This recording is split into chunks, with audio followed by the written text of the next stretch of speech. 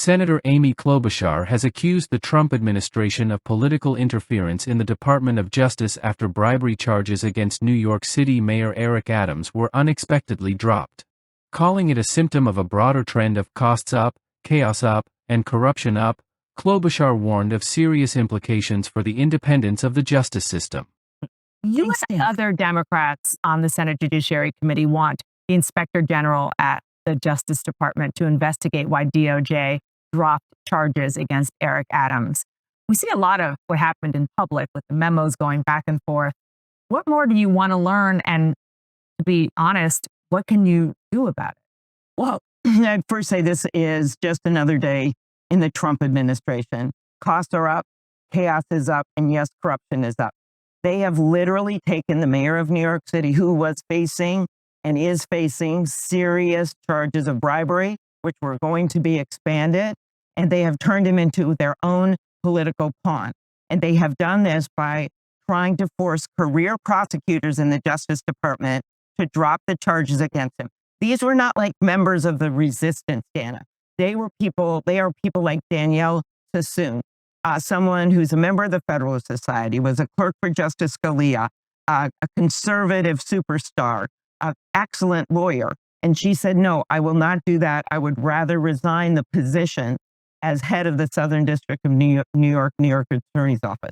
Or you have people like the head of the case, who is actually a decorated Iraqi war veteran who clerked for Justice Roberts. And I read what he says, Hagan, Scotten, because what he says is, I expect you will eventually find someone who is enough of a fool or enough of a coward to file your motion, but it was never going to be me.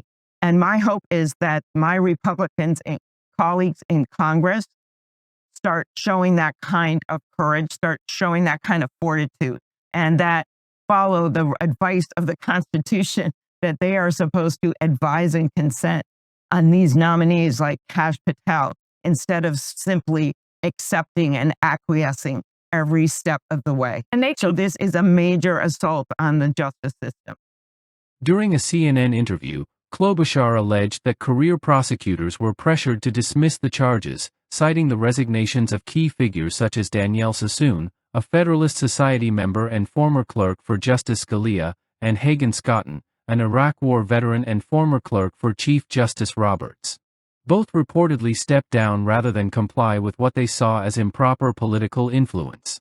These are not left-wing activists, Klobuchar stated. These are highly respected legal professionals who refuse to be part of something they viewed as a blatant misuse of power. The case against Adams reportedly involved allegations of bribery, with indications that the charges were on the verge of being expanded before the DOJ intervened. Klobuchar and other Senate Democrats are now calling for an Inspector General investigation into why the decision was made, suggesting that the administration is undermining the rule of law for political gain. She also criticized her Republican colleagues for failing to challenge these actions, urging them to show the same courage as the prosecutors who resigned. Conservative voices have pushed back against Klobuchar's claims, framing them as partisan rhetoric aimed at discrediting Trump's administration. Some argue that the DOJ's decision may have been based on legal grounds rather than political considerations, and that the resignations reflect internal disagreements rather than evidence of corruption. Others highlight instances of prosecutorial discretion under past Democratic administrations to question the consistency of Klobuchar's criticism.